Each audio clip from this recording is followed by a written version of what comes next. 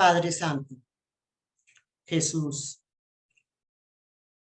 nuestros ángeles y todos los seres celestiales, gracias, Señor, por haberme dado tantas enseñanzas, tanta sabiduría. Quiero, de todas maneras, agradecerle tanto al Padre como a ustedes. También quiero ser constante en lo que dice Urantia, en lo que me enseña Urantia, como en lo que practico en Urantia. Quiero ser congruente mis actos con mis pensamientos y con lo que estoy aprendiendo. Gracias, Padre. Amén. Adelante, Angelito. Gracias. Durante este año, José y María tuvieron dificultades con Jesús a propósito de sus oraciones.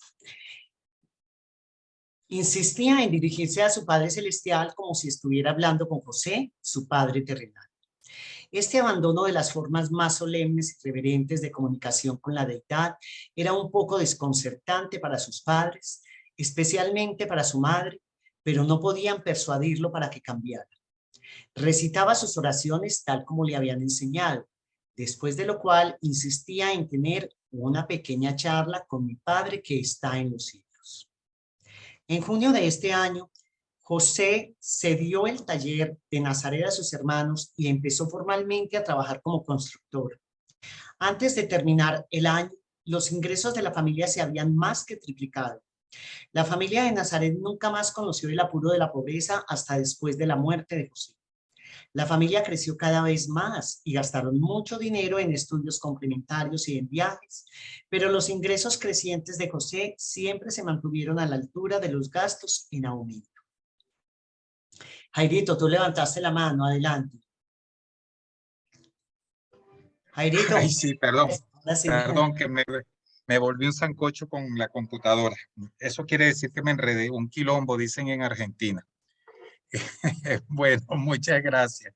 Les decía que en la parte final del primer párrafo hay algo dicho con otras palabras que nos mencionan los reveladores. Y es que mientras nosotros vivamos en este mundo, nosotros debemos servir a dos amos. Debemos atender las necesidades y formalismos materiales, pero también debemos atender las necesidades y nuestros formalismos espirituales. El hecho de que nosotros profesemos una determinada fe no nos impide por consideración compartir con otros hermanos que practican otra fe. Jesús complacía a sus padres recitando las oraciones de acuerdo con los formalismos judíos. Y luego que él cumplía con ellos, pues cumplía con su parte espiritual. Oraba con su padre como solía hacerlo. De igual forma, en ocasiones practicamos esta situación. Si no compartimos los ritos funerarios, pero nos invitan por la razón que sea, por el compromiso que sea, pues podemos ir. Y mientras todos los demás están haciendo lo que deben hacer allí, nosotros podemos estar concentrados, orando al Padre, buscando conocimiento, conectados con nuestro ser espiritual. Nada nos impide asistir a otras fe, participar, estar presentes en otros cultos, mientras nos mantengamos cumpliendo con nuestros deberes o con nuestras costumbres espirituales. Por eso no nos cohibamos de asistir a otros templos, o por lo menos yo no me cohibo de asistir a otros templos, compartir con otra fe, porque cada quien está en lo que está. Ellos hacen su trabajo y yo hago el mío cuando estoy entre ellos. Muchas gracias. A ti, Jairo. Gracias por ese aporte tan valioso como siempre.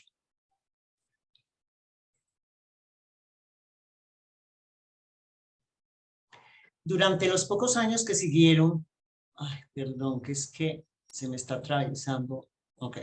Durante los pocos años que siguieron, José hizo trabajos considerables en Caná, Belén de Galilea, Magdala, Naín, Séforis, Cafarnaón y Endor, así como muchas construcciones en Nazaret y sus alrededores. Como Santiago había crecido lo suficiente como para ayudar a su madre en los quehaceres domésticos y en el cuidado de los niños más pequeños, Jesús se desplazó frecuentemente con su padre a estas ciudades y pueblos vecinos. Jesús era un observador penetrante y adquirió muchos conocimientos prácticos en estos viajes lejos de su hogar. Guardaba asiduamente los conocimientos relacionados con el hombre y su manera de vivir en la tierra.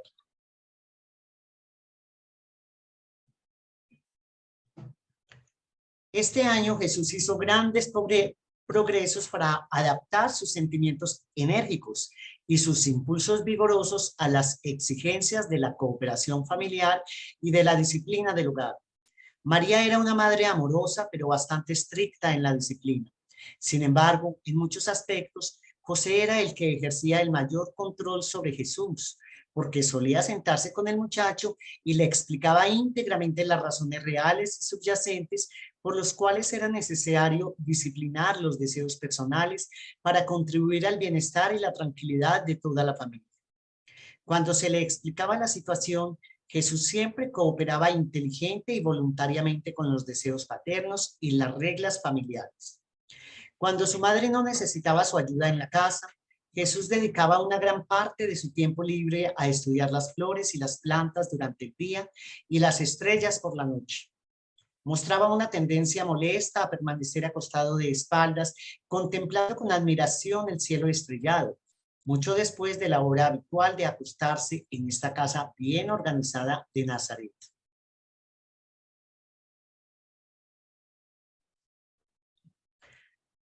Es cuarto, el séptimo año. Jairito, adelante.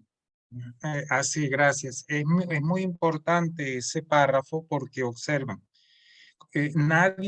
a nadie nos entrena para ser padres.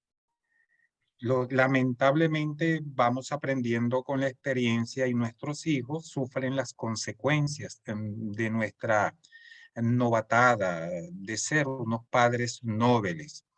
En ocasiones, en ocasiones uno recurre a la censura con los hijos. No hagas, esto no. Y lo va llenando esa mente juvenil, esa mente niña, esa mente dúctil y en crecimiento, la va llenando de prohibiciones. No hagas, no debes, no lo vuelvas a hacer. Y observen cómo hacía José. En lugar de censurar y recriminar a nuestro creador encarnado en su juventud, él trataba de explicarle de una manera acorde para que el niño lo entendiera. Y en cuanto al entrenamiento religioso, pues hacía algo que nos revelan los reveladores que se hace en el planeta vecino. La formación religiosa está a cargo de la familia. Es en la familia donde descansa esa obligación y no en el culto o en la fe, en el pastor, en el dirigente de la fe que profesemos. Eso es muy importante, que quienes estén comenzando en su carrera como padre o todavía puedan hacer ajustes en la educación de sus hijos, puedan tomar estas lecciones. Lamentablemente, pues en lo personal no puedo porque la menor de mis hijas ya tiene 30 años. Yo creo que ya la mente está bastante estable y endurecida. Pero para quienes no tienen o para quienes tienen la oportunidad, sería interesante practicar esto que nos dice el revelador en este párrafo. Gracias. Gracias a ti. Este fue el séptimo año, año 1 después de Jesucristo. Este fue en verdad un año lleno de acontecimientos en la vida de Jesús. A principios de enero, una gran tormenta de nieve cayó sobre Galilea. La nieve se acumuló hasta 60 centímetros de espesor. Fue la nevada más grande que Jesús conoció en toda su vida y una de las más importantes en Nazaret en los últimos 100 años. Las distracciones de los niños judíos en los tiempos de Jesús eran más bien limitadas. Con demasiada frecuencia, los niños imitaban en su juego las actividades más serias que observaban en los adultos. Jugaban mucho a las bodas y a los funerales, ceremonias que veían con tanta frecuencia y que resultaban tan espectaculares. Bailaban y cantaban, pero tenían pocos juegos organizados como los que gustan tanto a los niños de hoy. En compañía de un niño vecino y más tarde de su hermano Santiago, a Jesús le encantaba jugar en el rincón más alejado del taller de carpintería de la familia, donde se divertían con el serrín y los trozos de madera. A Jesús siempre le resultaba difícil comprender el daño de ciertos tipos de juegos que estaban prohibidos el sábado, pero nunca dejó de conformarse a los deseos de sus padres. Tenía una capacidad para el humor y los juegos que pocas veces se podía expresar en el entorno de su época y de su generación. Pero hasta la edad de 14 años, la mayor parte del tiempo estaba alegre y de buen humor.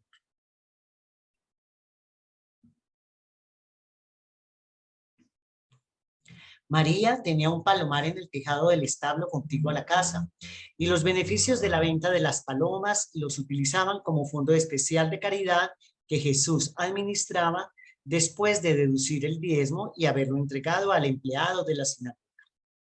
El único accidente verdadero que Jesús sufrió fue hasta ese momento, fue una caída por las escaleras de piedra del patio trasero que conducían al dormitorio con techo de lona.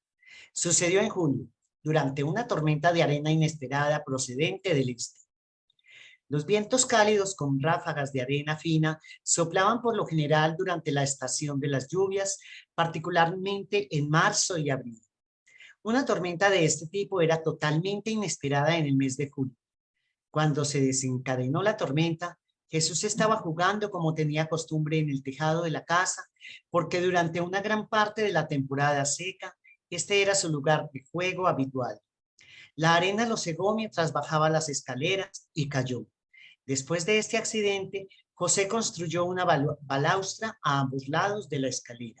Me imagino que una balaustrada es un pasamanos o es un qué, o un murito. Correcto, Sí, sí, Ángela, es un pasamanos, sí.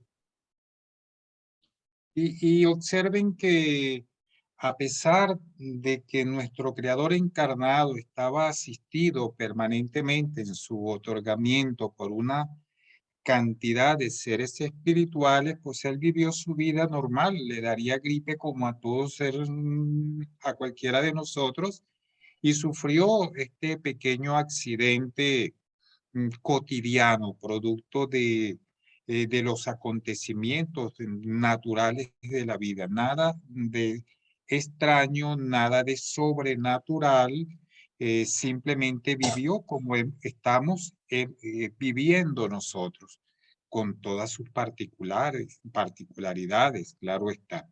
Gracias.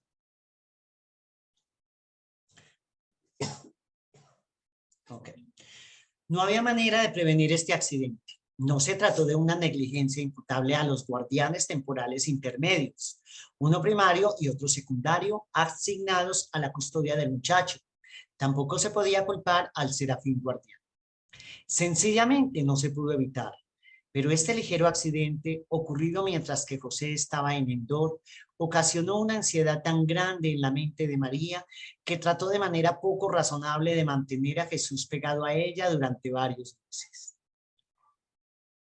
Las personalidades celestiales no intervienen arbitrariamente en los accidentes materiales, que son acontecimientos comunes de naturaleza física. En las circunstancias ordinarias, solo las criaturas intermedias pueden intervenir sobre las condiciones materiales para salvaguardar a las personas, hombres o mujeres, con un destino determinado. Incluso en las situaciones especiales, estos seres solo pueden actuar así de conformidad con las órdenes específicas de sus superiores.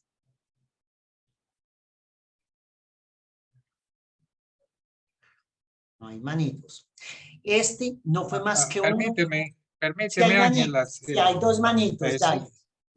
Ajá, sí, observen que a nosotros se nos ha planteado Primero, cuando se concibió a Yahvé, el Dios de los rebaños, como un ser colérico, una deidad con rasgos humanos, pero rasgos que podríamos considerar negativos, productos del ego.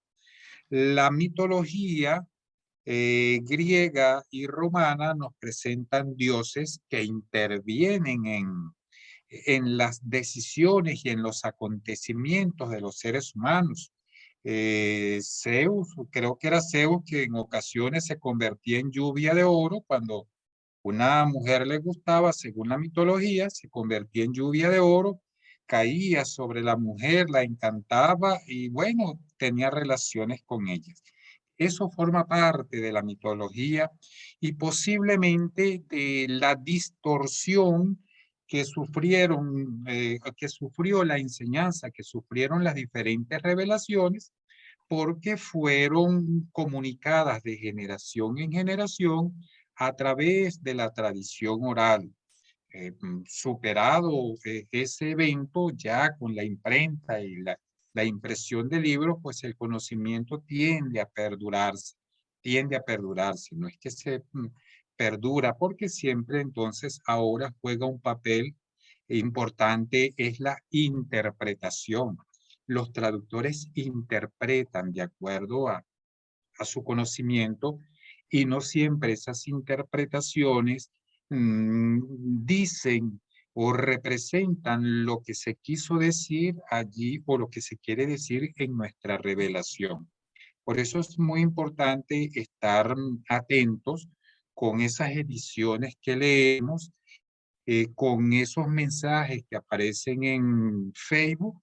Allí hay muchas personas que se identifican como Melquisedec uno, Melquisedec el otro, la iglesia de Nevadón, una cantidad de instituciones que han tomado nombres del libro durante los reveladores en el manifiesto de publicación, creo que dicen que vendrán momentos en que muchos grupos tratarán de tomar la enseñanza para sí y la interpretarán, esto lo agrego yo, y lo interpretarán entonces de acuerdo a sus conveniencias. Muy importante que podamos leer todo, pero manteniendo siempre, siendo siempre cautos, leer con recelo.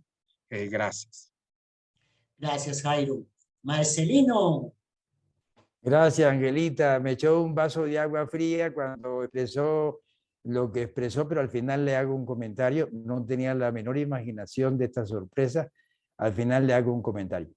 Bueno, señor, gracias. Con respecto a algo muy interesante que se ve allí, es al hecho de que se le había asignado a Jesús un ser intermedio primario y un ser intermedio secundario. Eso es muy interesante porque a los serafines les cuesta, incluso a los querubines y sanobines, les cuesta trabajo poder intervenir en las realidades físicas, poder intervenir en todo lo que es material. Entonces, a ellos les cuesta mucho más trabajo porque son seres espirituales. Les cuesta menos trabajo a los seres intermedios, tanto secundarios como primarios. Y por eso fue la asignación. Eso muy poco ocurre, pero se da a entender que, por ejemplo, los reservistas del destino planetario, o por lo menos los reservistas que en el año 34 estaban alrededor de 962 hombres y mujeres en el planeta, se les asignan a veces seres intermedios porque pueden actuar en un momento dado cuando son autorizados por cualquier riesgo, cualquier peligro. De manera pues que es muy interesante observar que entonces se le asignaron estos dos seres intermedios que hoy día pudieran detener un camión sin explicación, pudieran hacer que alguien se caiga de un determinado sitio y que no le pase nada por alguna tipo de intervención de ese orden. De manera pues de que eso quería comentar acerca de lo interesante que es la asignación de estos dos seres intermedios en la persona de Jesús. Gracias, Marcelino. ¿Alguien más quiere dar un aporte? Damos la bienvenida a Fernando Vivas, Javier Centeno, Mario Aníbal Ferreira, a Jefferson ya lo habíamos saludado, a Ricardo Mejía, por aquí Luis Santander ya lo habíamos saludado, a Javier Puerto, a Octavio Siller, que ya no falta a ninguna de las salas, en todas lo veo, y a Lucía. Gracias, buenas noches a todos.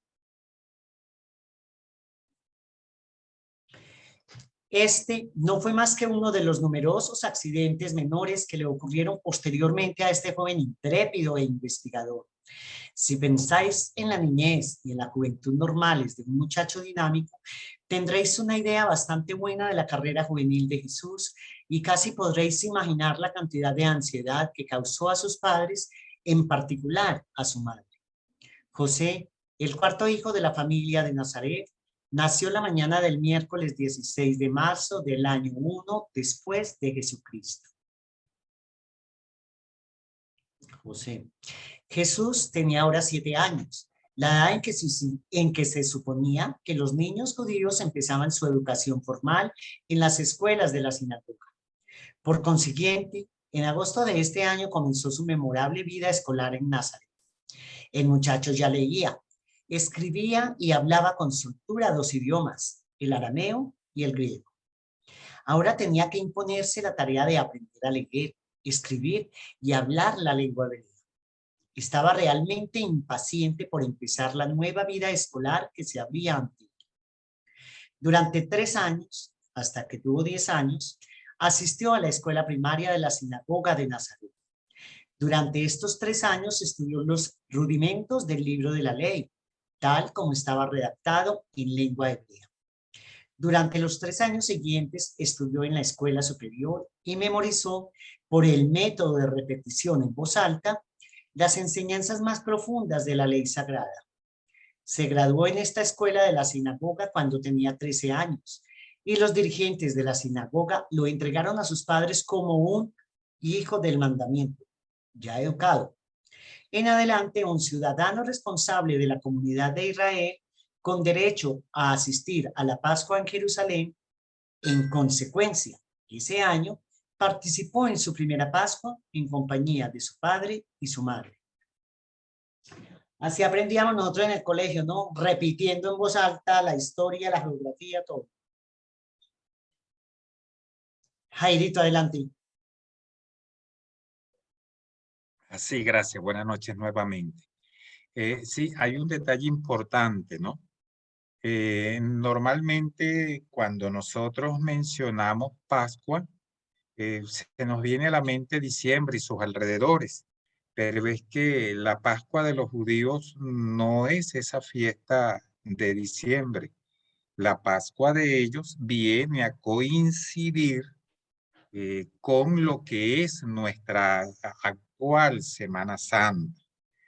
No celebraban ellos el fin de un año y el inicio de otro. Celebraban la salida, la liberación, en este momento no recuerdo si era de Egipto o de la Mesopotamia, donde creo que también estuvieron en cautiverio, pero era otro tipo de celebración. No es nuestra Pascua actual, un cambio de año, no es eso. Es otro tipo de celebración, pero que coincide en cuanto al nombre, pero no en cuanto al contenido de lo que se celebra. Era lo que les quería agregar. Gracias. A ti.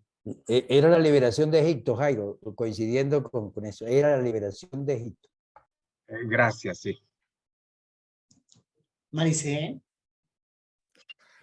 Pues aquí cuando se habla de Pascuas, sí que nos referimos a Semana Santa. Bueno, eso al menos es lo que aprendí en catequesis. Cuando hablamos de las Pascuas nos referimos a Semana Santa, la semana principal. Y bueno, sí, y bueno, antiguamente mi padre menciona las Pascuas de las Navidades, pero porque imagino que cuando él era pequeño sí que seguía habiendo ese equívoco, pero al menos cuando yo iba a catequesis ya no. Ya no se aplicaba para las Navidades, solo se aplica para la Semana Santa. Hablo de las catequesis de la religión católica. Gracias, Maricel. Aquí también Pascua es después de Semana Santa en Colombia.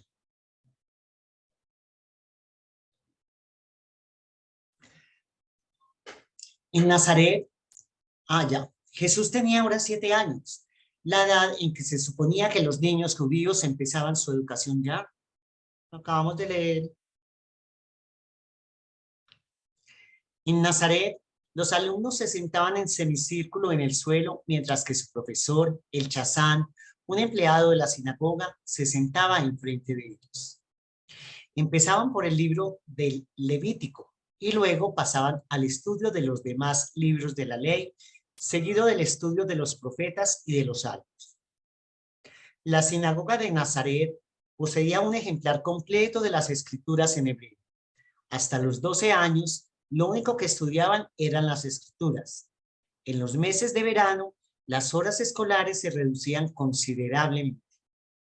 Jesús se convirtió muy pronto en un experto en hebreo. Siendo un hombre joven, cuando ningún visitante eminente se encontraba ocasionalmente en Nazaret, se le pedía a menudo que leyera las escrituras hebreas a los fieles reunidos en la sinagoga para los oficios regulares del sábado.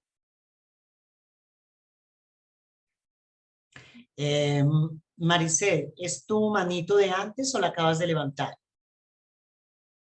Es la de antes, sí, perdón. Ok, tranquila, ya la bajé.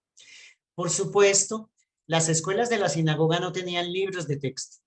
Para enseñar, el chazán efectuaba una exposición que los alumnos repetían al unísono después de él. Cuando tenían acceso a los libros escritos de la ley, los estudiantes aprendían su lección leyendo en voz alta y repitiendo constantemente. Además de su educación oficial, Jesús empezó a tomar contacto con la naturaleza humana de todos los rincones del mundo, ya que por el taller de reparaciones de su padre pasaban hombres de muy diversos países.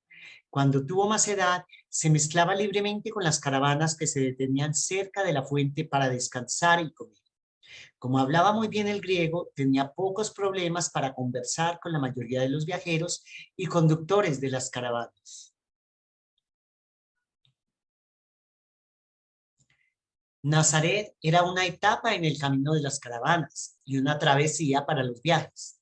Una gran parte de la población era gentil. Al mismo tiempo, Nazaret era bien conocida como centro de interpretación liberal de la ley tradicional judía.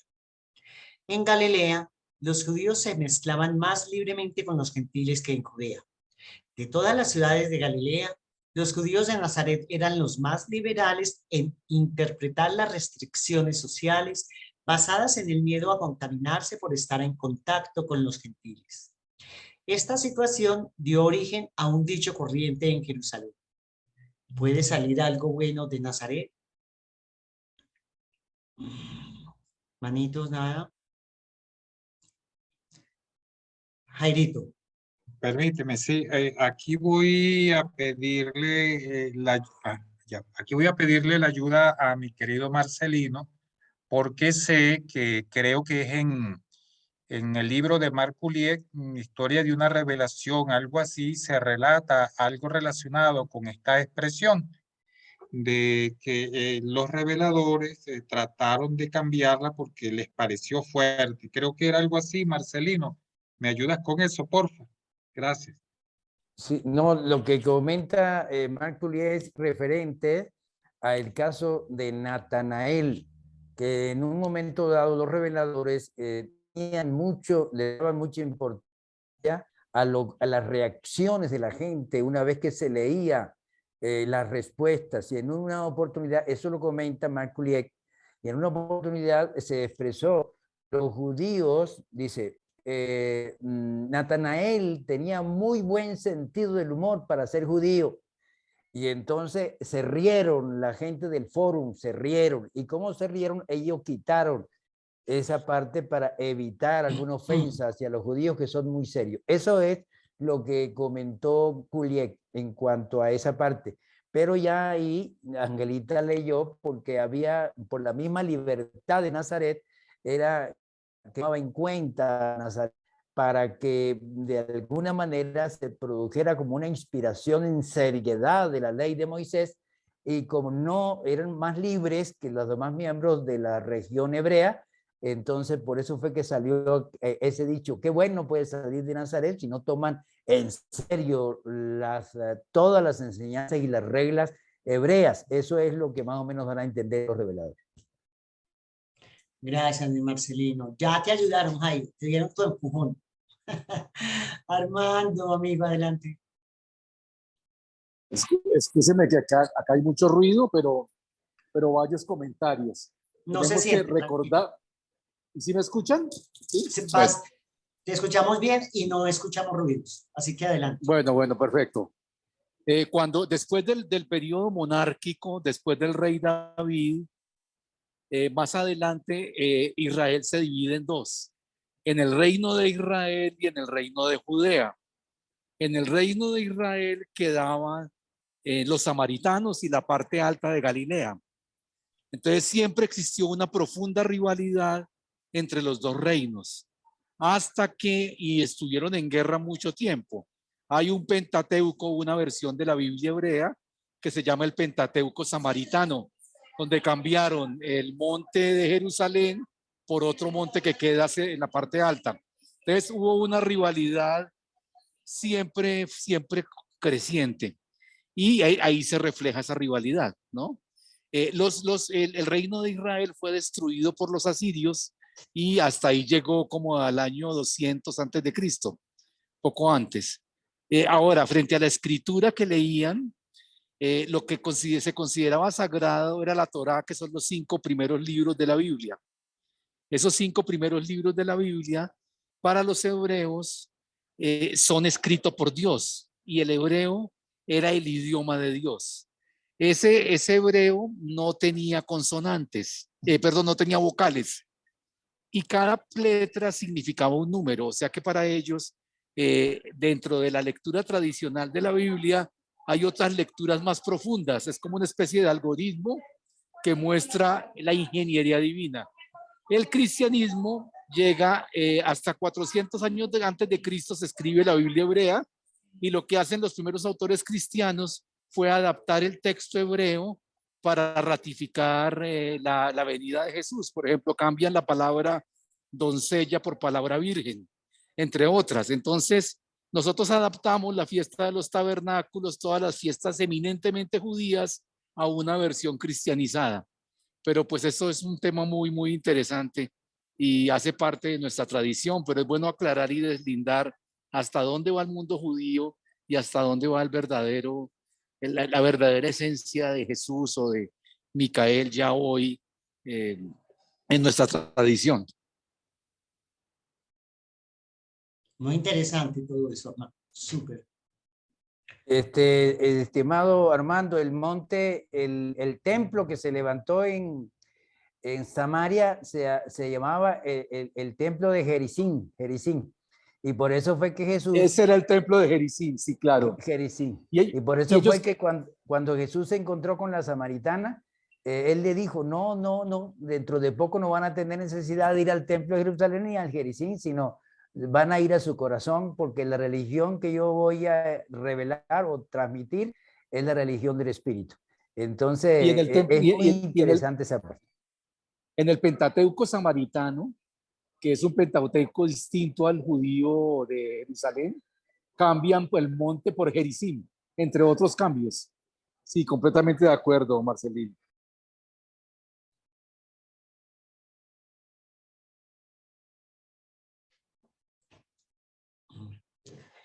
Jesús recibió su enseñanza moral y su cultura espiritual principalmente en su propio hogar. La mayor parte de su educación intelectual y teológica la adquirió del Chazán.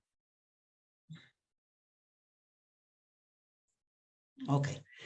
Pero su verdadera educación, el equipamiento de mente y corazón para la prueba real de afrontar los difíciles problemas de la vida, la obtuvo mezclándose con sus semejantes.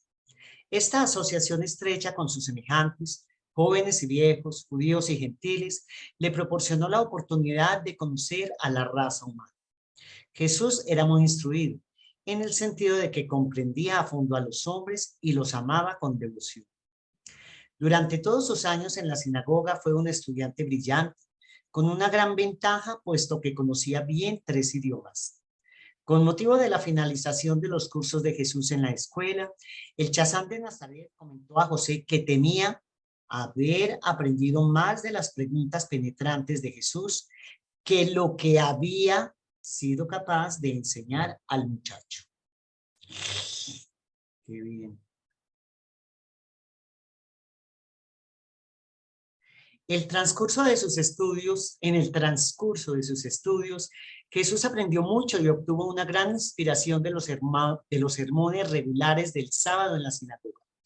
Era costumbre solicitar a los visitantes distinguidos que se detenían el sábado en Nazaret que hablaran en la sinagoga. A medida que crecía, Jesús escuchó los puntos de vista de muchos grandes pensadores de todo el mundo judío y también a muchos judíos poco ortodoxos, puesto que la sinagoga de Nazaret era un centro avanzado y liberal del pensamiento y de la cultura hebreos.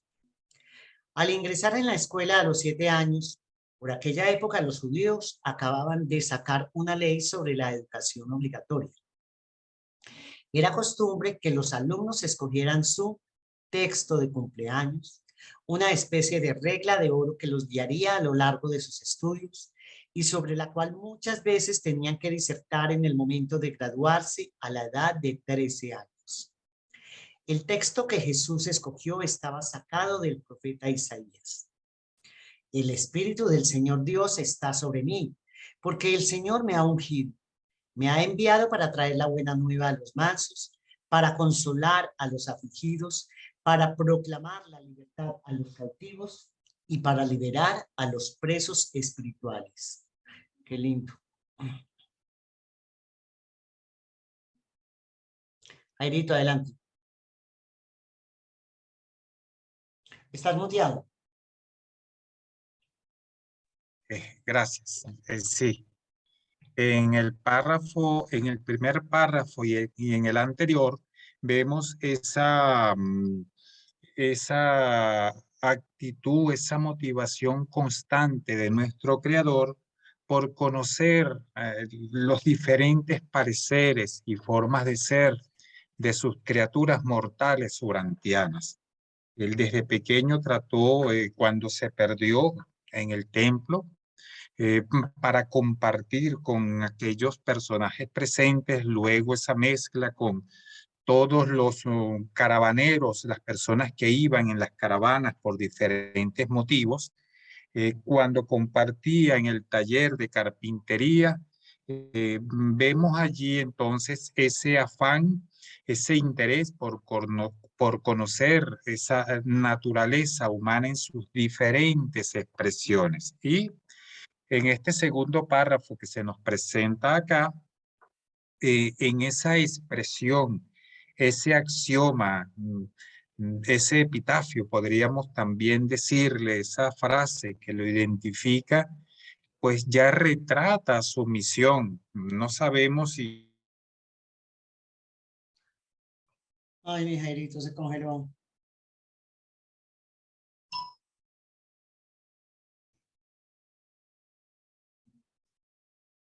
Ok, lo sacó el sistema. ¿Esperamos un momento o qué dice? Vea, ahí está volviendo. Jairito, abre el micrófono. No importa. Dale. Sí, ya volví. Bueno, gracias. Sí, esa frase ya presagiaba y anunciaba anunciaba la esencia de su misión otorgadora acá en el planeta. Ilustrar a los hombres, revelar al Padre, establecer la hermandad de los hombres, el reino de los cielos, la fraternidad entre todos. Eso se resume o se puede resumir en esa frase de identificación que él tomó a esa edad entre los 12 o 13 años por allí. Era lo que quería agregar. Gracias. A ti. Amandita, hoy ¿cómo estás de la boca? Mejor, gracias a Dios, creo.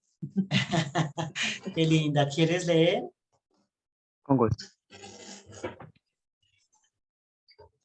Nazaret era uno de los 24 centros sacerdotales de la nación hebrea, pero el clero de Galilea era más liberal que los escribas y rabinos de Judea en su interpretación de las leyes tradicionales. En Nazaret también eran más liberales en cuanto a la observancia del sábado. Por este motivo, José tenía la costumbre de llevarse de paseo a Jesús los sábados por la tarde. Una de sus caminatas favoritas consistía en subir a la alta colina cercana a su casa, de donde podían contemplar una vista panorámica de toda Galilea. Al noreste, en los días despejados, podían ver la larga cima del monte Carmelo deslizándose hacia el mar. Jesús escuchó muchas veces a su padre contar la historia de Elías, uno de los primeros de la larga lista de profetas hebreos, que criticó a Acab y desenmascaró a los sacerdotes de Baal. Al norte, el monte Hermón levantaba su pico nevado con un esplendor majestuoso y dominaba el horizonte con casi 1000 metros de laderas superiores que resplandecían con la blancura de las nieves perfectas.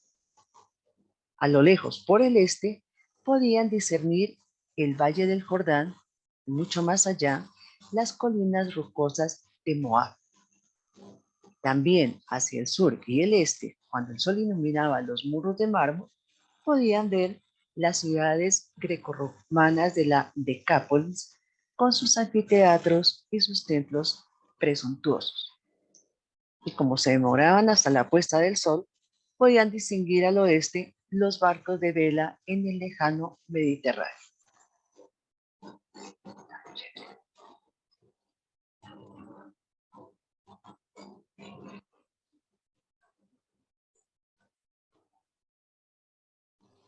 Adelante, Armando.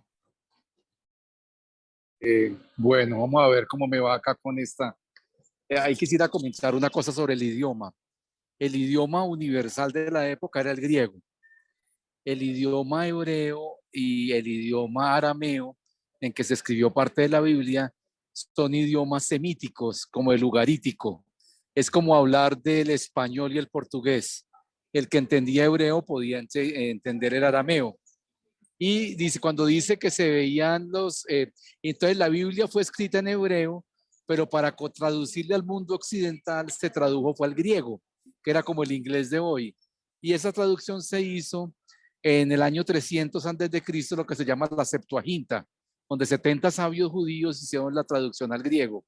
Y ahí interesante que se ve el lado de la Decápolis, que eran las ciudades que había colonizado Alejandro Magno. Entre ellas estaba Gerasa, Damasco, eran ciudades griegas. Y abajo el reino moabita, que es otro reino de origen árabe, con el que también se mezclaron los judíos. Hay una historia muy bella del libro de Ruth, donde Ruth era moabita y se une con los judíos que entraron en contacto con ella, y hay toda una historia tremenda, y esa es la abuela del rey David.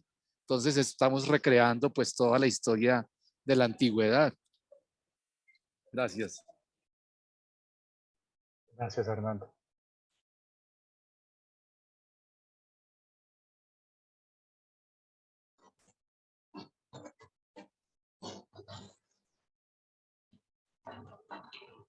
Jesús podía observar las filas de caravanas que entraban y salían de Nazaret en 4 direcciones, y hacia el sur podía ver la amplia y fértil llanura de Esdraleón, que se extendía hasta el monte Gilboa y Samaria.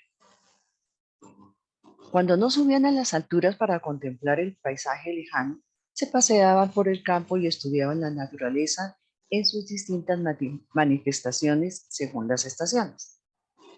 La educación más precoz de Jesús, exceptuando la del hogar familiar, había consistido en tomar un contacto respetuoso y comprensivo con la naturaleza.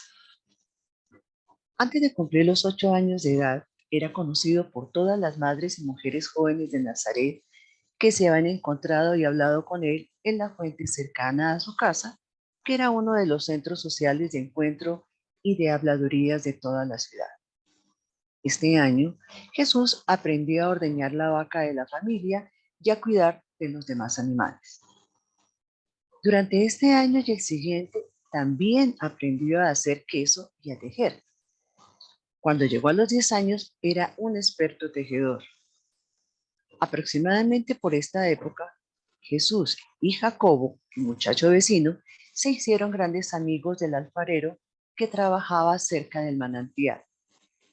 Mientras observaba los hábiles dedos de Natán moldeando la arcilla en el torno, los dos decidieron muchas veces hacerse alfareros cuando fueran mayores.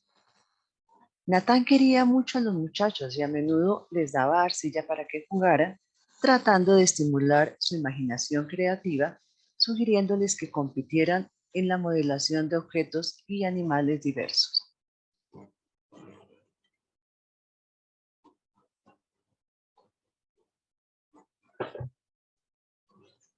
Su octavo año. Este fue un año interesante en la escuela.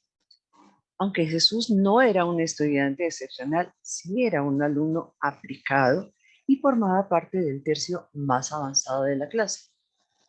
Hacía sus tareas tan bien que durante una semana al mes estaba exento de asistir a la escuela. Dicha semana la pasaba generalmente con su tío el pescador en las orillas del mar de Galilea, cerca de Magdala, o en la granja de otro tío suyo, hermano de su madre, a 8 kilómetros al sur de Nazaret. Aunque su madre se preocupaba exageradamente por su salud y su seguridad, poco a poco se iba habituando a estas ausencias fuera del hogar. Los tíos y las tías de Jesús lo querían mucho. Entre ellos se produjo una viva rivalidad durante todo este año y algunos de los siguientes para asegurarse su compañía durante estas visitas mensuales. Su primera estancia de una semana desde la infancia en la granja de su tío fue en enero de este año. La primera semana de experiencia como pescador en el mar de Galilea tuvo lugar en el mes de mayo.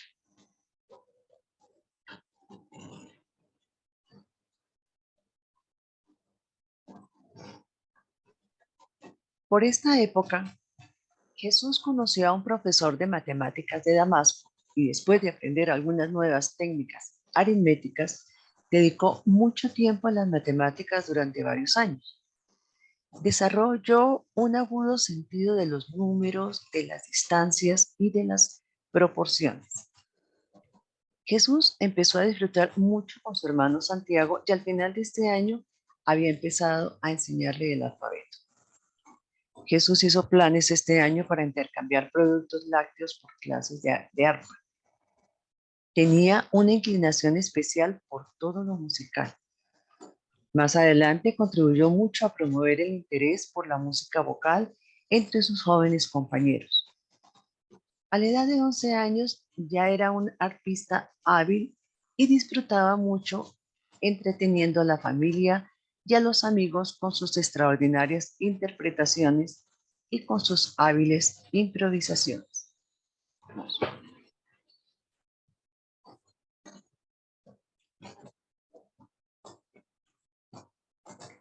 Aunque Jesús continuaba haciendo progresos considerables en la escuela, no todo se desarrollaba fácilmente para sus padres o sus maestros.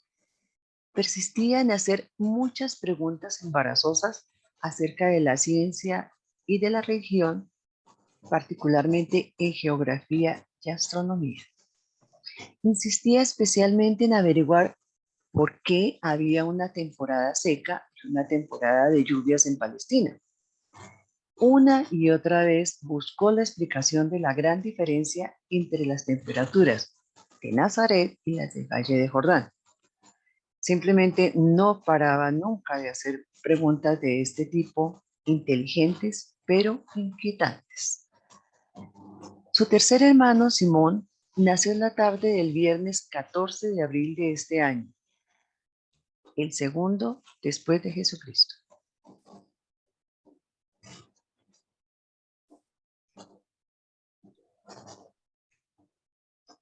Nacor, un profesor de una academia rabínica de Jerusalén, vino en febrero a Nazaret para observar a Jesús después de haber realizado una misión similar en casa de Zacarías, cerca de Jerusalén. Vino a Nazaret por insistencia del padre de Juan. Aunque al principio le disgustó un poco la franqueza de Jesús y su manera nada convencional de relacionarse con las cosas religiosas, lo atribuyó a que Galilea estaba lejos de los centros de instrucción y de cultura hebreos. Le aconsejó a José y María que le permitieran llevarse a Jesús a Jerusalén, donde tendría las ventajas de la educación y de la enseñanza en el centro de la cultura judía. María estaba casi decidida a dar su consentimiento. Estaba convencida de que su hijo mayor iba a ser el Mesías, el libertador de los judíos. José dudaba. Él también estaba persuadido de que cuando Jesús creciera, sería un hombre del destino, pero estaba profundamente inseguro en cuanto a cuál sería ese destino. Pero nunca dudó realmente de que su hijo tuviera que realizar alguna gran misión en la tierra. Cuanto más pensaba en el consejo de Nacor, más dudaba de la sabiduría de este proyecto de estancia en Jerusalén.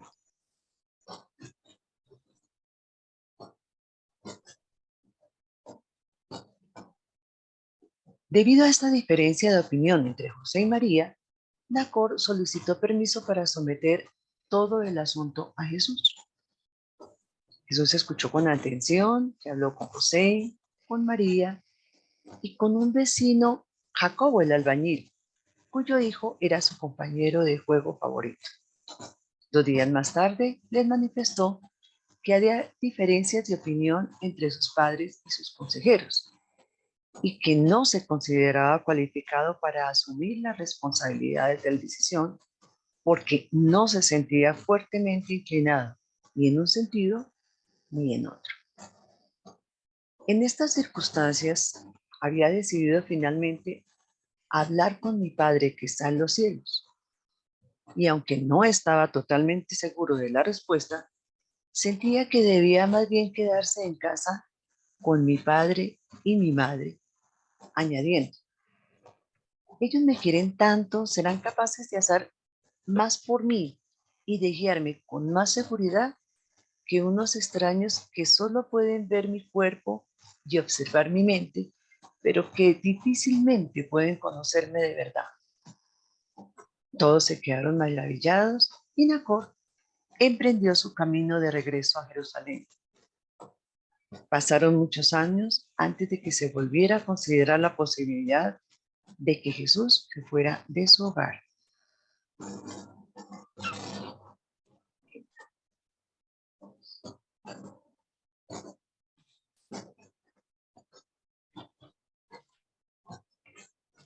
¿Qué historia tan hermosa? Excelente documento. Mientras que busco el siguiente, yo quería preguntarle a Marcelino, en este documento 123 habla de que hay familiares, hay tíos de Jesús, que inclusive se repartían y se peleaban por estar con él. La historia desapareció todas esas personas que compartieron con Jesús, porque o sea, pues no sabemos nada de ellos, ¿no? Pero aquí el libro narra que había familia, que había tíos. Sí, claro, Wilson, lo que ocurre es que una de las causas por las cuales aparece muy poco y pues no aparece o no se dio la fecha del nacimiento de Jesús y otros aspectos que tienen que ver con todo lo que conllevó su infancia, su juventud, es un producto de varios factores, entre los cuales uno era el haberle prohibido Jesús a ellos que escribieran. Eso se tornó traumático para ellos y cuando lo hacían con mucha dificultad y por esa razón no se tomó nota de todos esos aspectos.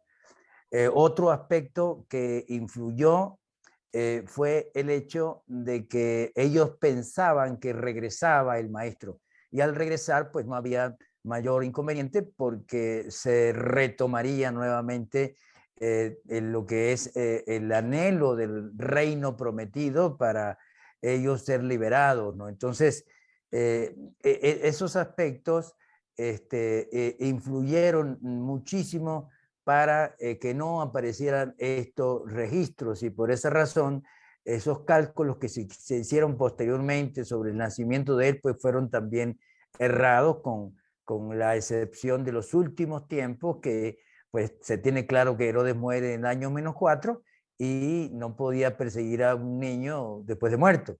Entonces, por esa razón, pues acierta en cierta medida en el año del nacimiento. Entonces, hay una cantidad de datos que no se dieron por esas razones y otras más, y es la causa por la cual no aparecen, y fue necesario revelar esos datos.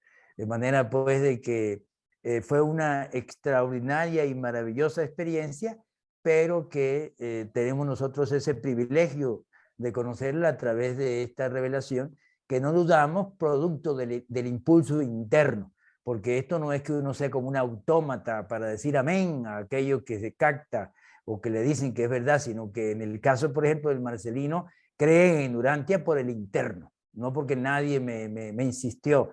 Entonces, no hay duda de que esto sea una realidad, y somos en mayor o menor grado bastante privilegiados con estas bendiciones. Gracias, Marcelino. A ti, hermano. Wilson, ¿vas a decir algo o le damos la palabra a Jaime? No, Jarito. Ok, adelante. Gracias, Wilson y Ángela. Sí, siguiendo con la pregunta de Wilson, quisiera preguntarle a Marcelino y a los que manejan la Biblia. Recuerden que siempre les he mencionado que yo no manejo la Biblia, no la he llegado a leer con fundamento, uno que otro párrafo. Pero también en ese sentido, yo no sé, Jesús tuvo varios hermanos. Yo no sé si en la Biblia se menciona uno o algunos, o no se menciona ninguno. La verdad que no lo sé. No sé si quienes conocen o han leído más la Biblia me pueden aclarar esa duda. Gracias. Sí, en la Biblia hay varias menciones. En la Biblia se menciona, por ejemplo, ¿cómo dice este hombre que es hijo de Dios? ¿No es su papá José el carpintero? ¿No es su mamá María? ¿No están sus hermanos aquí con nosotros, José, Simón, Judas, Santiago y Simón? Y no están también sus hermanas con nosotros. Ahí hay una parte fundamental de la mención bíblica en los hermanos de Jesús. También cuando lo van a buscar, la mamá María y los demás hermanos, dice la Biblia, incluyendo la Biblia católica, dice, ahí están tu madre y tus hermanos que te buscan. Y por supuesto ahí es cuando él dice, pues mi madre y mis hermanos son todos aquellos que hacen la voluntad de mi Padre. Y hay una frase que no aparece en la Biblia, pero que sí aparece en Urantia, que dice, yo no tengo madre, yo no tengo hermanos. Eso no lo dice la Biblia, pero sí lo dice Urantia en ese momento. Y otra parte que aparece firmemente en la Biblia es que se reunían después de que Jesús muere en la cruz, resucita, se aparece y viene el día de Pentecostés donde se derrama el Espíritu de la verdad. Dice claramente, dice, se reunían además, estaban reunidos además de los 120 que estaban allí, María, la madre de Jesús, y su hermano Santiago, entonces, o el hermano de Jesús, Santiago. De manera puede que en el hecho del culto a María, la Iglesia Católica pues dice que son parientes, porque no existía la palabra en hebreo hermano o primo, sino que la misma palabra se utilizaba para parientes, y por supuesto en vista del culto a María, entonces ellos dicen que eran parientes. Entonces esas frases aparecen, y por esa razón la mayoría de los evangélicos no católicos pues tienen firme convicción de que María tuvo más hijos, o sea que no hay ninguna duda, excepto la religión católica, pues que tiene, con gran respeto por supuesto, el culto a María. ¿Otro comentario de alguien? Sí, Maricé. Y luego Armando. Pues que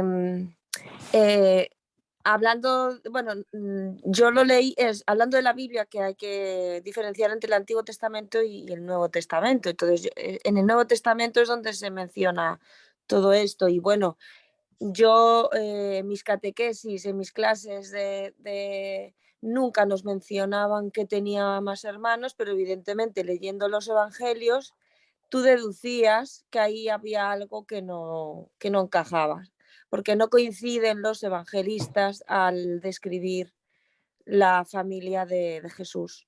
Entonces, yo por lo menos busqué en otras partes y busqué en los apócrifos. Y en los apócrifos, en los evangelios apócrifos, sí que se menciona claramente que tenía más hermanos. Y luego, bueno, pues ya solo los apócrifos y luego también viendo alguna película que se cuenta, a mí me llamó mucho la atención una película que vi en los años 90, se llamaba Estigmata, y se habla de un evangelio encontrado en Nag Hammadi, que le llaman el Evangelio de Santo Tomás, escrito en arameo y encontrado, bueno, se atribuye a los selenios. A ese libro se atribuye que, bueno, que se encontró en el pueblo de los selenios, porque bueno, las cuevas de esos escritos están en Nag Hammadi, pertenece donde estaban los selenios en aquella época. Bueno, pues ahí hay un párrafo que se menciona en la película que dice: no me busquéis en los templos construidos de piedra, no me busquéis, yo en una piedra del camino me encuentro. Me encuentro en un trocito de madera tirada en el camino. No sé exactamente cómo es, pero bueno, es una frase para mí esclarecedora diciendo de que evidentemente las iglesias no son lo importante, sino el templo que tú te construyes en tu corazón, y no las iglesias de piedra que construyen las religiones. Qué bien, mi Maricé, mil gracias. Armando. Bueno, ya me voy a tener que desconectar, pero quisiera agregar, claro, es que las versiones sobre lo que llamamos Nuevo Testamento fue escrito creo que entre el año 40 y pico y cerca del año 90 y pico después de Cristo. Y ahí hay varias versiones que a veces también tienen contradicciones. Entonces, y era una tradición oral hasta el momento en que empezaron a ser escritos. Entonces, pues las versiones no son tan completas. Era muy costoso también escribir porque si se hacía en pergamino, un Nuevo Testamento podría equivaler a 50 ovejas, era demasiado costoso. Y si se hacían en el papel de las hojitas que se cultiva en Egipto, era menos costoso, pero más vulnerable. El papiro, Armando. O sea, en papiro, que ponían una superpuesta sobre la otra y las prensaban. Entonces era dispendiosa la tarea de la escritura. Tampoco había un solo documento que llamamos Biblia, eso se conformó ya después del año 300. Lo que había era documentos sueltos, rollos.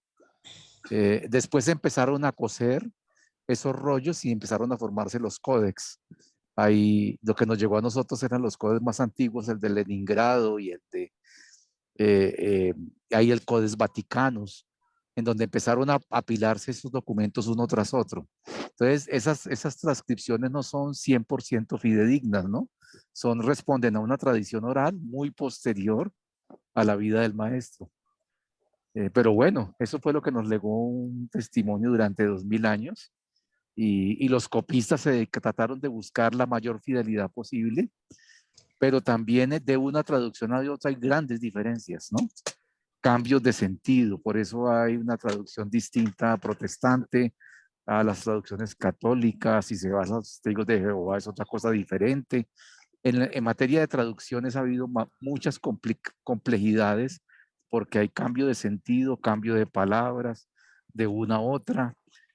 Pasar del griego al latín y después pasar al alemán, al español, pues es muy complejo. Entonces, pues hay que entender las dificultades propias de transmitir un mensaje de esa naturaleza con esas complejidades y esas dificultades técnicas.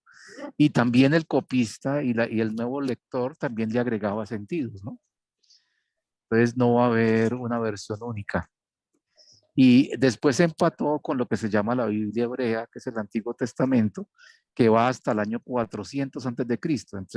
Entre el año 400 antes de Cristo y Cristo no hay textos sagrados. Ahí es la literatura intertestamentaria, que es muy diferente. Y eso lo aclaró mucho las cuevas de Qumran, los rollos del Mar Muerto, donde mostraron todas esas versiones. Por ejemplo, el libro de Isaías hay 2 versiones distintas. Ese tema de las traducciones y las versiones le da mucha complejidad. Pero bueno, la esencia del Jesús histórico, como lo retratan allí, el Jesús divino, aparece ahí concebida. Y de la descripción de hermanos, pues no tiene mayor detalle.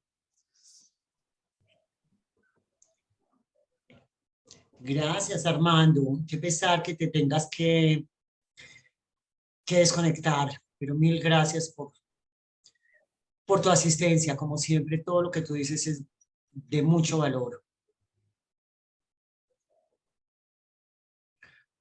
Octavio, adelante. Hermanos, buenas tardes, gusto en saludarles. Sí, mire, referente a lo que preguntó el hermanito Jairo, en Lucas, por ejemplo, en Lucas 8, perdón, sí, en Lucas 8, perdón, me equivoqué, se me movió, pero bueno, voy a comentarlo. Hay una parte, creo que es el 2:12, donde habla que ellos salían a caminar, salían los discípulos de Jesús y salían sus hermanos, iban todos como en grupo. Y hay otra escritura que está creo que en Juan, donde le dicen, mira, tus hermanos y tu madre están allá afuera. Y Jesús les dice, no, mis hermanos son los que hacen la voluntad de mi Padre.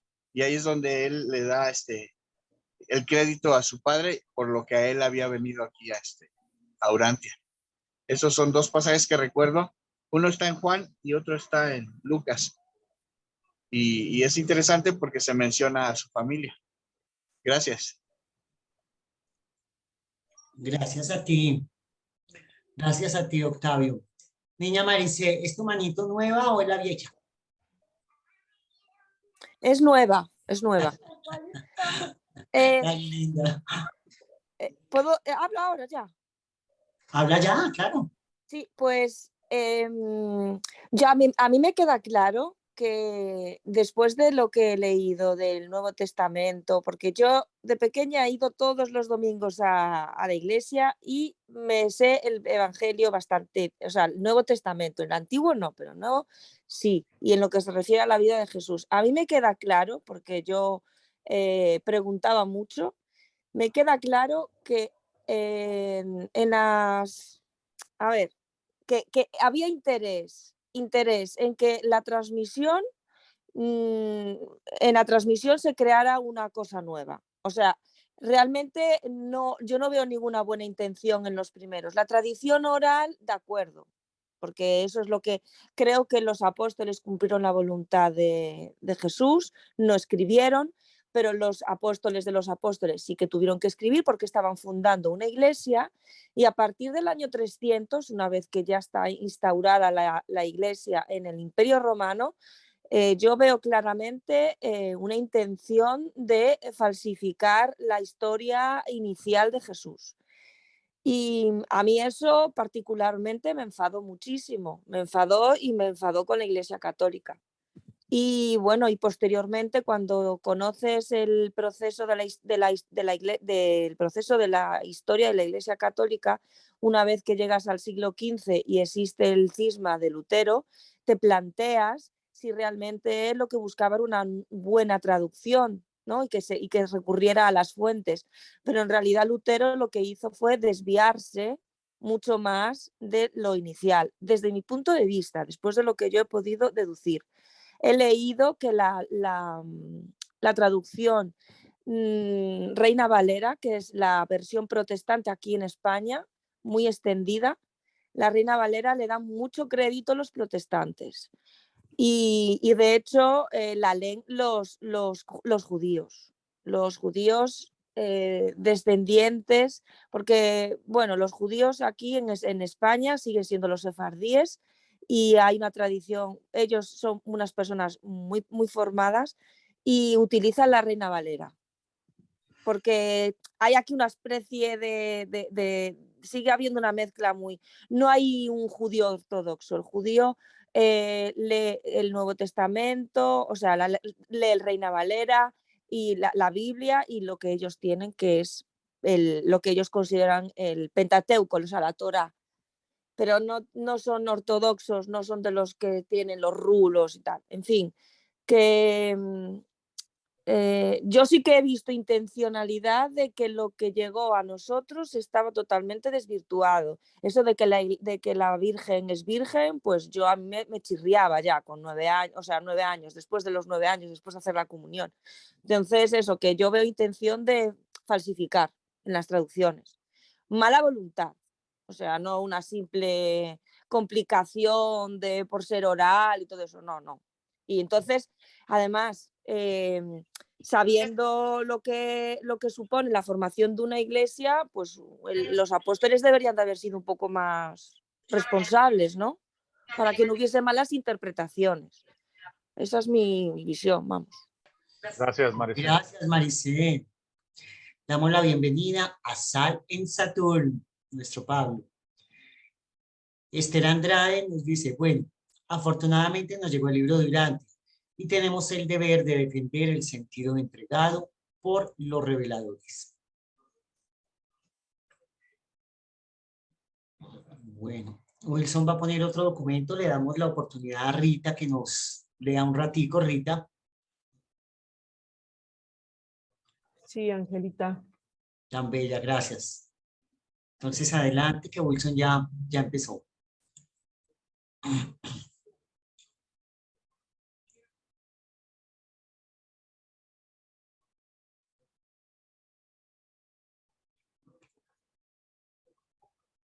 Rita, ¿ya ves? ¿Ya te llegó? Sí. Ok, adelante. Vamos a leer el documento 124. Aunque Jesús podría haberse beneficiado en Alejandría de mejores oportunidades para instruirse que en Galilea, no hubiera tenido un entorno tan espléndido para resolver los problemas de su propia vida con un mínimo de guía educativa, disfrutando al mismo tiempo de la gran ventaja de un contacto permanente con una cantidad tan grande de hombres y mujeres de todas clases, procedentes de todos los lugares del mundo civilizado.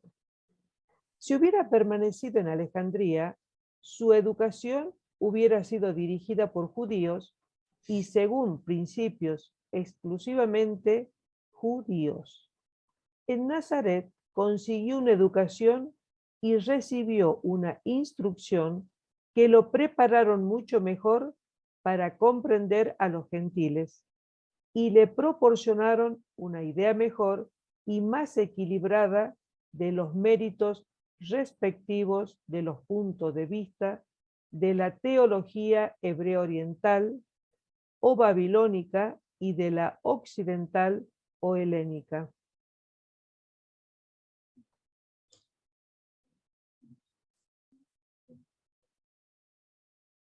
El 9º año de Jesús, año 3 después de Jesucristo.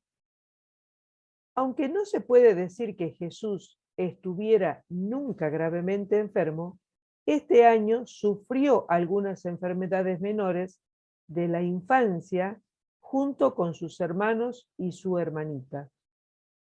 En la escuela continuaban las clases y seguía siendo un estudiante favorecido, con una semana libre cada mes. Continuaba dividiendo su tiempo en partes más o menos iguales entre los viajes con su padre a las ciudades vecinas, las estancias en la granja de su tío al sur de Nazaret y las excursiones de pesca fuera de Magdala. El incidente más grave ocurrido hasta entonces en la escuela se produjo a finales del invierno, cuando Jesús se atrevió a desafiar la enseñanza del Chazán de que todas las imágenes pinturas y dibujos eran de naturaleza idólatra. A Jesús le encantaba dibujar paisajes y modelar una gran variedad de objetos con arcilla de alfarero. Todo este tipo de cosas estaba estrictamente prohibido por la ley judía, pero hasta ese momento se las había arreglado para calmar las objeciones de sus padres, hasta tal punto que le habían permitido continuar con estas actividades.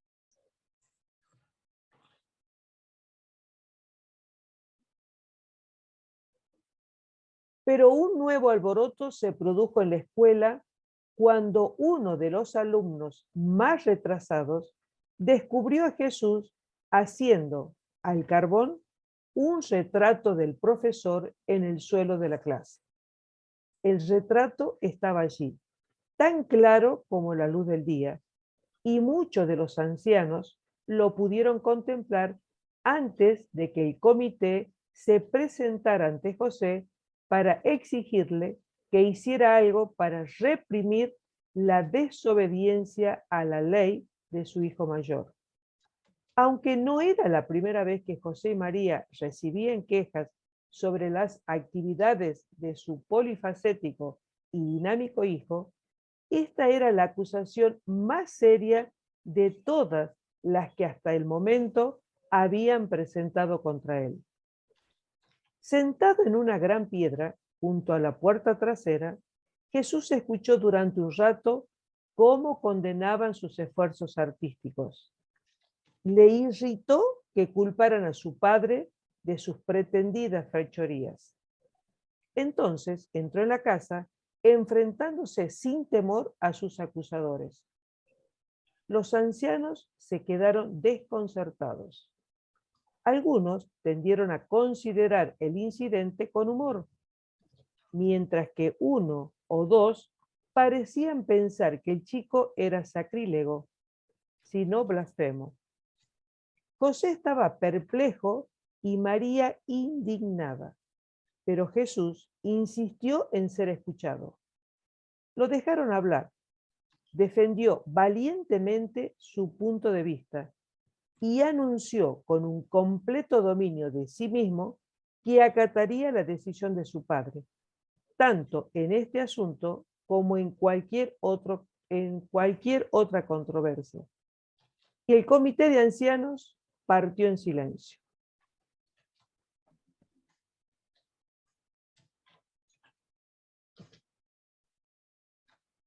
María intentó convencer a José para que permitiera a Jesús modelar la arcilla en casa, siempre que prometiera no realizar en la escuela ninguna de estas actividades problemáticas. Pero José se vio obligado a ordenar que la interpretación rabínica del segundo mandamiento tenía que prevalecer. Así pues, desde ese día, Jesús no volvió a dibujar ni a modelar una forma cualquiera mientras vivió en la casa de su padre. Sin embargo, no estaba convencido de que lo que había hecho estuviera mal, y abandonar su pasatiempo favorito constituyó una de las grandes pruebas de su joven vida. A finales de junio, Jesús subió por primera vez a la cima del monte Tabor en compañía de su padre. Era un día claro y la vista era magnífica.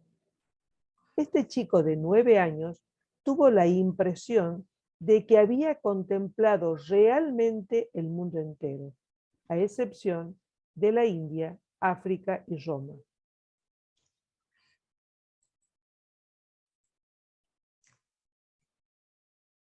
Marta, la segunda hermana de Jesús, nació el jueves 13 de septiembre por la noche. 3 semanas después del nacimiento de Marta, José, que se encontraba en casa por algún tiempo, empezó la construcción de una ampliación de su casa, una habitación que serviría como taller y dormitorio. se construyó un pequeño banco de trabajo para Jesús y por primera vez pudo disponer de sus propias herramientas. Durante muchos años trabajó en este banco en sus ratos libres y se volvió muy experto en la fabricación de yugos. Este invierno y el siguiente fueron los más fríos en Nazaret desde hacía varias décadas. Jesús había visto la nieve en las montañas y varias veces había nevado en Nazaret, aunque sin permanecer mucho tiempo en el suelo. Pero hasta este invierno no había visto el hielo. El hecho de que el agua pudiera ser sólida, líquida y gaseosa, había meditado largamente sobre el vapor que se escapaba del agua hirviendo. Dio al joven mucho que pensar sobre el mundo físico y su constitución.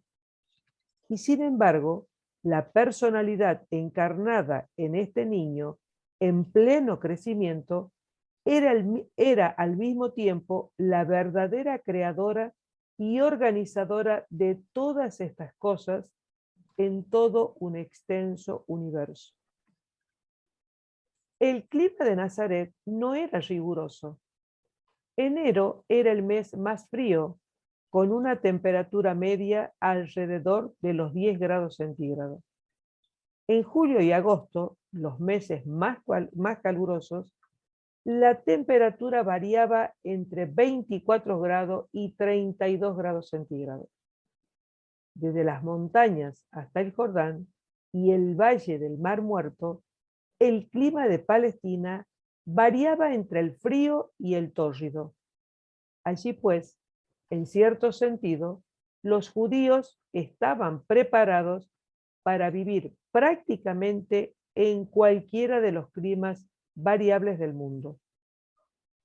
Incluso durante los meses más calurosos del verano, una brisa fresca del mar soplaba generalmente del oeste desde las 10 de la mañana hasta las 10 de la noche. Pero de vez en cuando, los temibles vientos cálidos procedentes del desierto oriental soplaban en toda Palestina. Estas ráfagas calientes aparecían por lo general en febrero y marzo, hacia el final de la temporada de las lluvias. En esos momentos, la lluvia caía en chaparrones refrescantes desde noviembre hasta abril, pero no llovía de manera continuada. En Palestina solo había dos estaciones, el verano y el invierno, la temporada seca y la temporada lluviosa. Las flores empezaban a abrir en enero y a finales de abril todo el país era un vergel florido.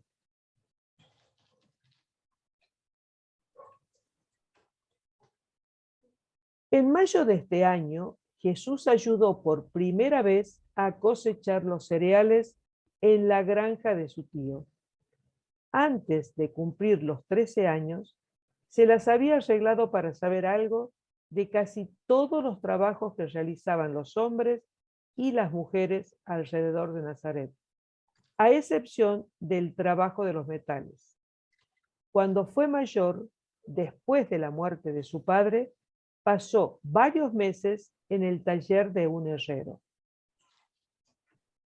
Cuando disminuía el trabajo y el tránsito de las caravanas, Jesús hacía con su padre muchos viajes de placer o de negocios a las ciudades cercanas de Caná, Endor y Naín. Incluso siendo joven, había visitado con frecuencia Séforis, situada solo a 5 kilómetros al noroeste de Nazaret. Desde el año 4 antes de Jesucristo hasta cerca del año 25 después de Jesucristo. Esta ciudad fue la capital de Galilea y una de las residencias de Herodes Antipas. Jairito, adelante. Gracias y buenas noches nuevamente. En En el primer párrafo de la última lámina señalada, podemos ver que nuestro Creador encarnado no se interesó solamente por entrar en contacto con la forma de ser, de pensar y de sentir de nosotros, las criaturas mortales, sino que también se interesó por conocer esos trabajos que realizamos todos para ganarnos la vida, los trabajos que se realizaban en su época. En síntesis, se llevó un conocimiento bastante amplio de cómo somos y qué hacemos para crecer tanto material y espiritualmente. Y también nos habla allí de los períodos de recreación. Nosotros en la vida física y en la vida espiritual necesitamos los periodos de recreación. Para eso están los artesanos celestiales que cumplen gran parte de ese papel. Y nos dicen los reveladores también que si ocasionalmente los seres espirituales necesitan reposos para cargarse de energía, para tal vez valorar lo que han hecho, lo que están por hacer y lo que les queda por hacer. Por ello, el reposo jamás desaparecerá, o por lo menos en nuestra ascensión, no desaparecerá porque es importante para equilibrar esos periodos de actividad, regular o equilibrar también las energías con las cuales estamos relacionados y lógicamente tomar nuevas energías, nuevos impulsos para continuar en nuestro trabajo. Era lo que les quería agregar. Gracias.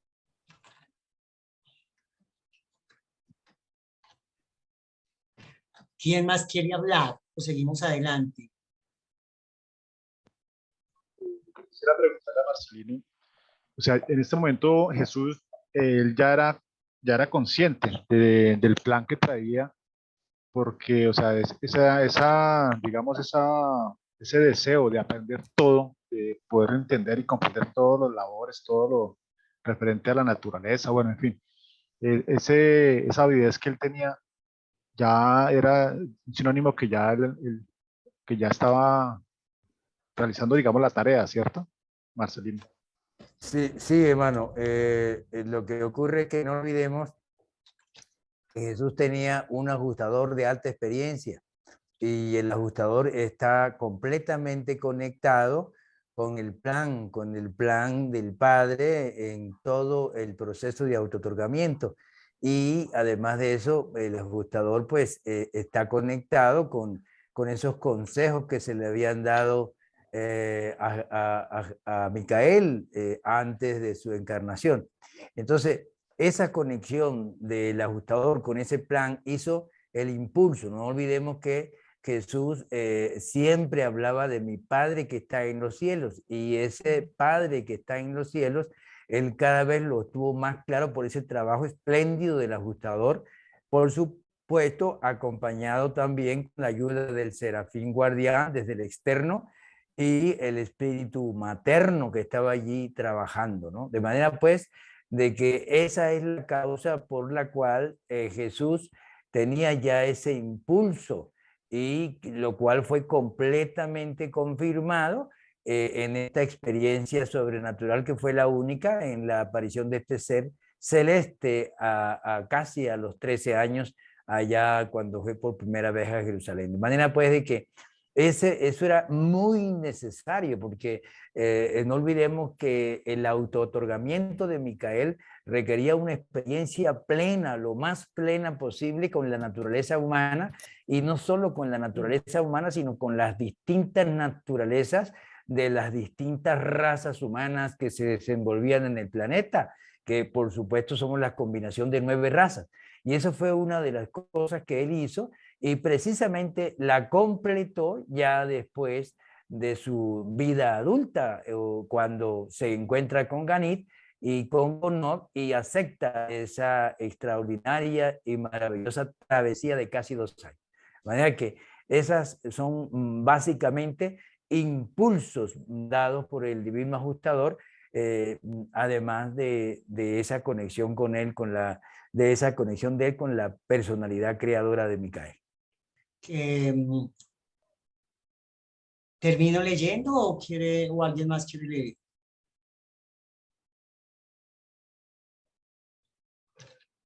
Ok. Jesús continuaba su crecimiento físico, intelectual, social y espiritual. Sus viajes fuera del hogar contribuyeron mucho a proporcionarle una comprensión mejor y más generosa de su propia familia. En esta época, sus mismos padres empezaron a aprender de él al mismo tiempo que le enseñaban. Incluso en su juventud, Jesús era un pensador original y un hábil educador. Se encontraba en un conflicto permanente con la llamada ley oral, pero siempre trataba de adaptarse a las prácticas de su familia. Se llevaba muy bien con los niños de su edad, pero a menudo se desalentaba por su lentitud mental. Antes de cumplir los 10 años, se había convertido en el jefe de un grupo de 7 muchachos que formaron una sociedad para adquirir los conocimientos de la edad adulta, físicos, intelectuales y religiosos. Jesús logró introducir entre estos chicos muchos juegos nuevos y diversos métodos mejorados de entretenimiento físico.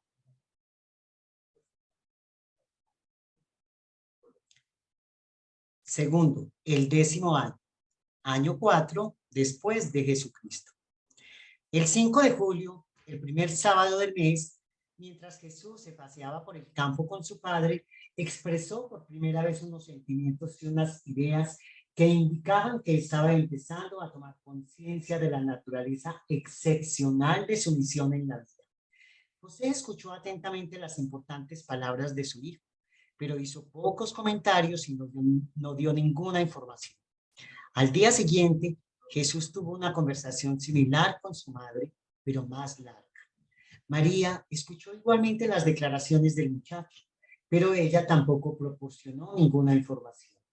Pasaron casi 2 años antes de que Jesús hablara nuevamente a sus padres de esta revelación creciente dentro de su propia conciencia sobre la naturaleza de su personalidad y el carácter de su misión en la tierra. En agosto ingresó en la escuela superior de la sinagoga. En la escuela causaba continuas perturbaciones con las preguntas que persistían en hacer. Cada vez tenía más a todo Nazaret en un alboroto más o menos continuo.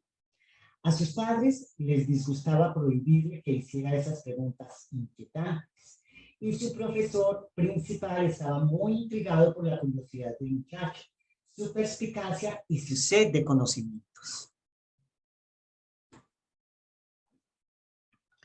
Los compañeros de juego de Jesús no veían nada sobrenatural en su conducta. En la mayoría de los aspectos era totalmente como ellos. Su interés por el estudio era un poco superior a la media, pero no tan excepcional. Es verdad que en la escuela hacía más preguntas que los demás niños de su clase. Quizás su característica más excepcional y sobresaliente era su repugnancia a luchar por sus derechos.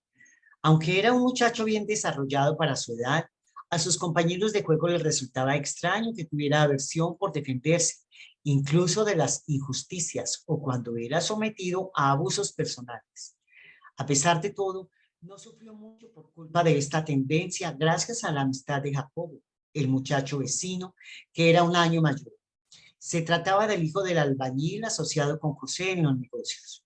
Jacobo admiraba mucho a Jesús y se encargaba de estar pendiente para que nadie se le impusiera, aprovechándose de su aversión por las peleas físicas. Varias veces atacaron a Jesús unos jóvenes mayores y violentos, contando con su notoria docilidad, pero siempre recibieron un castigo rápido y seguro de manos de Jacobo, el hijo del albañil, su campeón voluntario y defensor siempre dispuesto. O sea que el bullying siempre ha existido.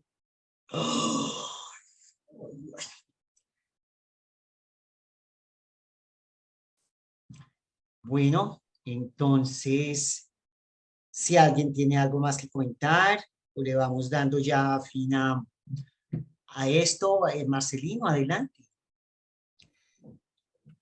Bueno, sí, es interesante eso que a pesar de las reacciones que uno tiene cuando muchacho en la escuela, pues sería Jesús quien lo diera, ¿no? Tenía una pregunta por ahí, no sé si de pronto me sacan, no sé qué edad tenía Jesús cuando se le acercó este señor que se lo quería llevar a Jerusalén y que él tan bonito se expresó de que sus papás lo amaban y que su cuidado, que él iba a estar mejor cuidado con sus papás que con otras personas. No sé quién me puede apoyar ahí, qué edad tenía. 9 ¿Por qué, años. señor? 9 años. 9 años. Porque es que yo hago una reflexión respecto a eso y es que, fíjense, desde la percepción de este creador, la percepción de niño, ¿no? Qué mejor que los padres para hacerse cargo de los hijos y más en una edad tan temprana. Entonces, pues yo analizaba esto o reflexionaba sobre esto porque es que hoy en día vemos que muchos papás, como por salir del paso y sin ánimos de juzgar, seguramente hay condiciones diversas que de pronto llevan a las personas pues a esa situación de dejar a los chicos encargados en colegios, Un abrazo, Pablo. El cuidado de los chicos a cargo de colegios, el tema de entregar valores a cargo de los colegios, a cargo de los jardines, a cargo de las nanas, a cargo de los abuelos, de los tíos. Entonces, como que reflexionaba yo respecto a eso, o sea, realmente nos corresponde a los padres hacernos cargo y llevar a estos niños hasta las edades en que ya puedan por sí solos tomar decisiones, pero también reflexionaba un poco sobre, bueno, ¿y qué clase de papá hay hoy en día? Porque es que a veces lámparas, bueno, señor. No, mi niña, es que se están despidiendo varios. Yo quería decir algo sobre Jesús, que desde que yo conozco a Jesús, pues mira, cuando era pequeña quería ser su amiga. Ahora me gustaría que fuera mi hijo. Pensando en cómo se comportaba de pequeño, me habría encantado ser su amiga ahí de pequeña y, bueno, y compartir con él. Bueno, yo creo que es un ejemplo maravilloso y precioso y a mí me enternece estos textos porque, no sé, a pesar de criarse en una educación así judía, que es bastante estricta desde mi punto de vista, él introdujo novedades y aún así, cuando intentaban corregir los maestros, él seguía pensando interiormente que no estaba mal. O sea que me parece una pasada, un ejemplo de madurez, de formación interior y exterior, observador, es una facultad maravillosa ser observador y bueno, eso. Y además era amable, bueno, ayudaba a los demás, o sea, un ejemplo totalmente a seguir.